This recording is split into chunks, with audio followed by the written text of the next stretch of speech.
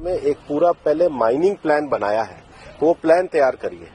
वो प्लान तैयार करने के बाद भी ICFR जो इंस्टीट्यूशन है उसकी परमिशन होगी, उसके बाद ही परमिशन मिलेगी।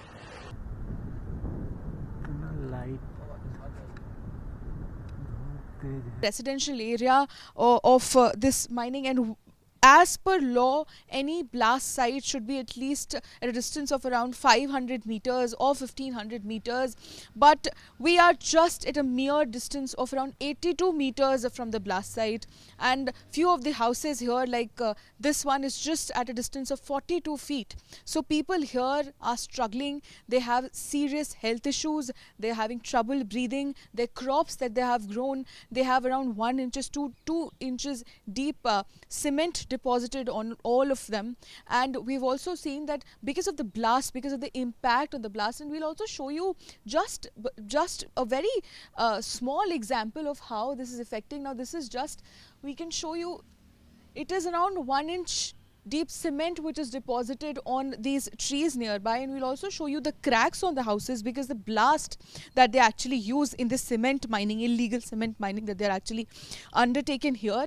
There are cracks in the house. We'll show you in all of the houses. That is what we've been documenting. These are all the cracks in the house because of the impact of those blasts. इस हिसाब से अरावली में एक activity जो mining activity भी है, वो मैं आपको कह रहा हूं 0.19%, 1% से भी कम एरिया में ही माइनिंग हो पाएगी, और वहां भी माइन को कोई खोला नहीं है। So basically, he's given a series of convoluted statements which have left us with more questions than answers. He needs to lend further clarity on what he means by 90%. First of all, the way he's defined 100 meters, that itself is questionable. He's talking about 100 meters above sea level, or is he talking about 100 meters, because he said that Aravali's are also below ground in many areas, and therefore we will actually take the height from below the ground. So 100 meters definition itself is questionable.